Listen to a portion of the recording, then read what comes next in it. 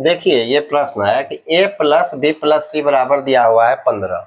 तो बताना है हमको ए बी सी के गुणनफल का अधिकतम मान। ये क्या है, ए बी सी ये तीनों गुना में है, इसके गुणनफल का अधिकतम मान।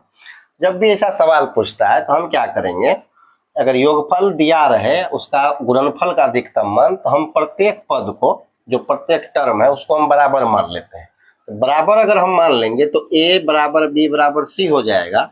तो ए बराबर बी बराबर अगर सी होगा तो सी का वैल्यू, प्रत्येक का वैल्यू कितना होगा, यानी कि 5 5 नहीं, ए का भी मान हो जाएगा 5, बी का भी मान हो जाएगा 5, सी का भी मान हो जाएगा 5, तभी ना जोड़ेंगे तो 5 प्लस 5 प्लस 5 15 होगा।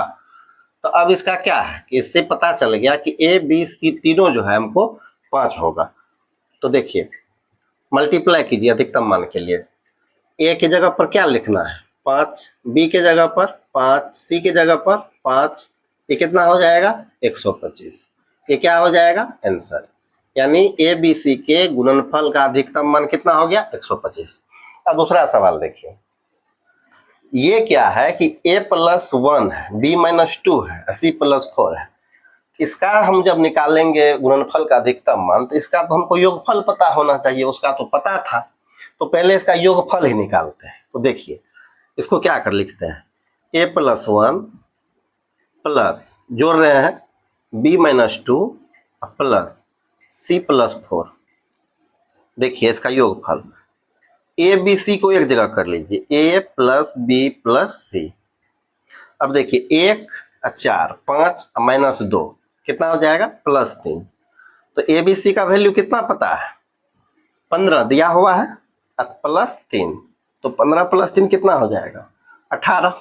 अब देखिए अब हमको पता चल गया इसका योगफल 18 है।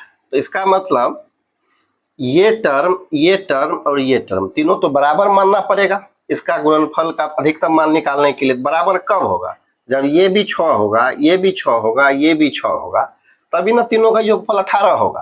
तो इसका मतलब है कि इस टर्म का मान 6, इसका भी मान 6 और इसका भी मान 6। तो इसका गुणनफल का अधिकतम मान निकाल दीजिए, मान तीनों का पता हो गया। तो क्या लिखेंगे 6 गुना 6 गुना 6, 6 गुना 6 गुना 6 कितना होता है 216। ये क्या हो जाएगा आंसर हो जाएगा। ठीक है, धन्यवाद, मिलते हैं अगले वीडियो में। लाइक शेयर एंड सब्सक्राइब करिए।